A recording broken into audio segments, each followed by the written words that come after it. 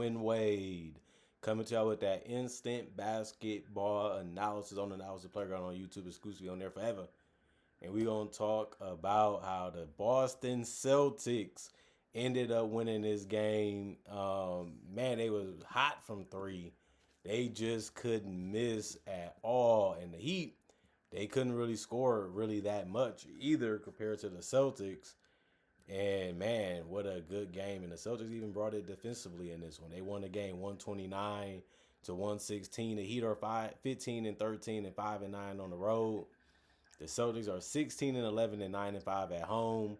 Man, the Celtics 5 games above 500. Nobody even thought we'd be this good. And I just hope it continues to be great as the season continues to go on. Boston won the first quarter only by 1 point, 30 to 29. And then the Heat ended up winning the second quarter 29 to 28. So you knew this game was going to be close. You knew it was going to be difficult. And then the second half ended up happening, and the Celtics won the third quarter 34 to 31.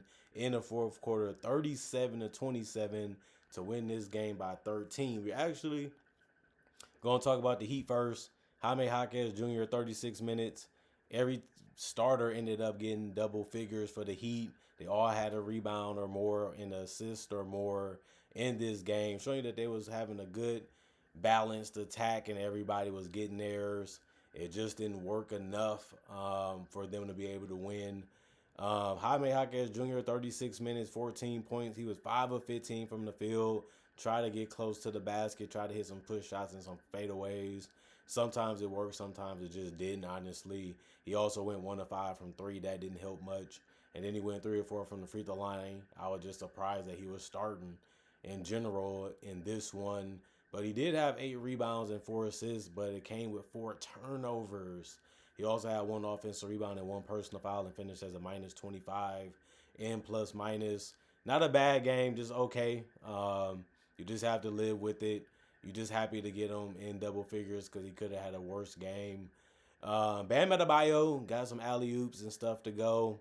36 minutes for him, 16 points. He went 6 of 13 from the field and went 0 of 1 from 3 and 4 of 6 from the free throw line.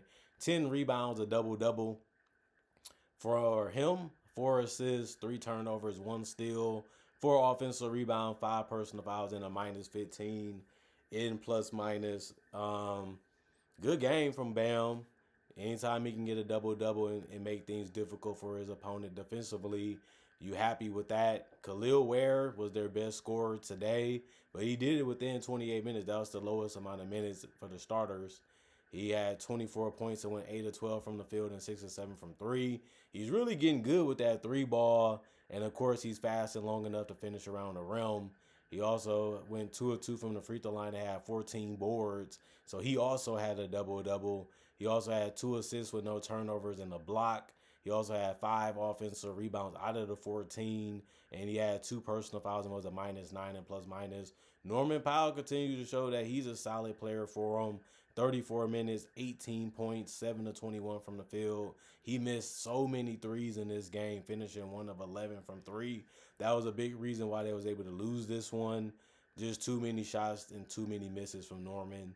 3 of 5 from the free throw line, 4 rebounds, 3 assists, 1 turnover, 1 steal, and 3 personal fouls, and he finished as a minus 12 and plus minus. No Andrew Wiggins in this one, unfortunately. Fatesio, 30 minutes, 12 points, got stripped by Gonzalez, but he was 4 of 13 from the field, 4 of 9 from 3, still had a good game, still found ways to get open and knock down shots. He also had 2 rebounds, 4 assists with only 1 turnover, and it was a minus 4 and plus minus. Myron, 17 minutes for him, 5 points. He went 2 of 4 from the field and 1 of 3 from the three-point line. He had 2 rebounds, 1 assist and a steal, 1 offensive rebound, and he also had 4 personal fouls and was a plus 3 and plus minus. Keishad Johnson had 1 minute played. He still was able to make a 3, so he finished with that 3 points and was a plus 6 and plus minus. And then Golden played 1 minute and had 1 assist and was a plus 6 and plus minus. And then Drew Smith, 21 minutes, 7 points, 2 of 10 from the field, 0 of 4 from 3, and 3 of 5 shooting from the free throw line. He also had 1 rebound, 4 assists, 3 turnovers, 3 steals, 1 offensive rebound, 2 personal fouls, and a minus 18 in plus minus. They didn't get a lot from their bench, but they didn't play them a lot of minutes and didn't give them really a lot of chances outside of Fontecchio and Drew Smith. But those are probably their best bench players anyway, so it made sense for them to take the most shots off the bench because Jaime Jaquez wasn't off the bench in this one. And, they shot 40 of 102, 39% from the field, 19 to 49, 39% from three, 17 to 24, 71% from the free throw line, 47 rebounds, 27 assists, 13 turnovers, 6 steals, 1 block, 17 offensive rebounds, and 20 personal fouls for them. And then the Celtics, man, they was the story of tonight. They really played split spectacular. They really played stupendous in this game. And I think stupendous is a good word because some of the shots were just crazy. And it was just all going in and falling tonight. Kata kept finding ways to get open in the lane and around the rim, and then it was just about going up and putting it in the basket. He did get double figures with 10 points. He went 4 or 6 from the field, 2 or 3 from the free throw line. He had 3 rebounds, 3 assists, 1 turnover, 1 steal, 1 block, 2 offensive rebounds, 1 personal foul, and a +5 in plus minus. And then Derek White, 36 minutes, 33 points, the most in the game. And then he went 11 to 20 from the field. And on top of that, went 9 to 14 from 3. He was wide open on some of them. He pulled up on some of them. He was off balanced on some of them. But they all really had the same result, and that was they all went in. For the most part, he also went 2 of 2 from the free throw line, had 5 rebounds, 6 assists, 1 turnover, and 4 blocks. Like I said, the Celtics really brought it defensively too and made it hard and difficult on the Heat to make shots. He also had 1 personal foul and finished as a +27 and plus minus. Jaylen Brown had it going, and he stepped up even in the fourth quarter to ensure that we ended up getting the victory. 35 minutes, 30 points, 9 of 18 from the field, 2 of 4 from 3, and 10 of 11 from the free throw line. 9 rebounds, that was the most on the team, which is crazy. And he also had 7 assists. That was the most on this team, but it did come with 5 turnovers. And he also had a steal, 3 personal fouls, and a +8 and plus minus. Real good game from Jaylen Brown. He was getting to the basket too. He just found a way to score in so many ways, and he kept finding his teammates and kept making things happen. And you have to love that. Peyton Pritchard was able to hit a 3 and then hit another one. And he went 2 of 8 from 3 in 27 minutes and was 3 of 4 from the free throw line also. So he finished with 9 points. He also had 4 rebounds and 4 assists with no turnovers. He also had 2 steals and 1 offensive rebound and 1 personal foul and a -2 and plus minus. He hasn't really been shooting the ball crazy some games. Some games he shoots well. Some games he shoots real good. And sometimes he just can't make a shot. That's just been the type of season he's been having. Jordan Walsh, 22 minutes, 6 points, 2 of 6 from the field, 0 of 4 from 3, 2 of 2 from the free throw line, 7 rebounds, 1 assist, 1 turnover, 2 blocks for him, 1 offensive rebound, and a -6 and plus minus. Didn't get a lot of scoring out of him, mainly because he missed a lot of threes, and to be honest, he missed all of them, like I said before, but he did help on the boards, and he did help with the spacing and the ball movement, and he also brought it defensively, which you have to like. Sam Hauser, he came in the game, and he was hot. He went 5 of 6 from 3, and that was his only field goals, and they was all pull-up threes, and they kept giving them space, everybody, and they just kept saying, we'll take it, and it was going in, so it didn't really sound stupid to them, and it worked, and they all had a rebound off the bench, too, and he had 4 of them. Hauser did 3 assists, 2 turnovers, 2 personal fouls, and a +13 and plus minus. Josh Minot, 7 minutes, 2 points, 101 from the field, 1 rebound, 1 turnover, 2 steals, 2 personal fouls, and a -5 and plus minus. He was able to get a steal and finish over Bam, which was a tough shot. Anthony Simons hit some finishing touches and some good shots throughout the game. He did a good job. 2, he played 29 minutes, tied for the most off the bench, 14 points, 6 of 10 from the field, 2 of 5 from 3, 4 rebounds, 1 assist, 1 turnover, 4 personal fouls, and a +13 and plus minus. And Baylor played 6 minutes. He didn't score a shot because he didn't take any.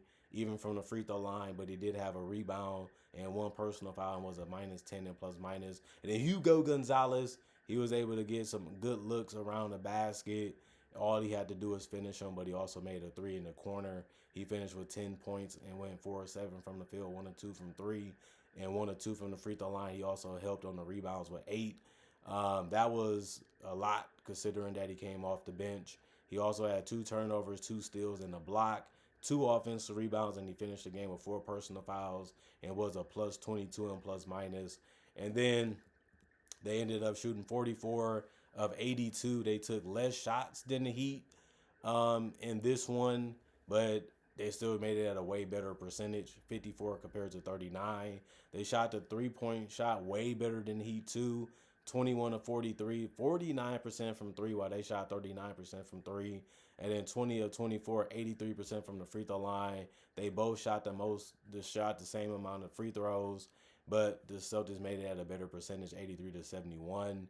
They had 1 less rebound to the Heat, 46 to 47. 2 less assists, 25 to 27. 14 turnovers, 1 more than the Heat, 14 to 13. 8 steals compared to the 6 of the Heat, and then 8 blocks compared to the 1 of the Heat. And then they also had 6 offensive rebounds, while the Heat had 17. And then they had 40 defensive rebounds, 10 more than the 30 of the Heat. And then 19 personal fouls, while the Heat had 20. The Heat, man, they just had to get up in their grill. They had to get closer because the Celtics, they was looking at it like, we got out. We feeling ourselves. We already a three-point type team anyway. So we might as well just go ahead and take that space and go pull up confidently with our jump shots and see what happens. And it was just going in so much that everything else opened up for them. And then they was able to find ways to get blocks and steals. And that gave them transition opportunities. Plus, the Heat couldn't score consistently enough, even in the fourth quarter. And those turned into baskets for the Celtics, too.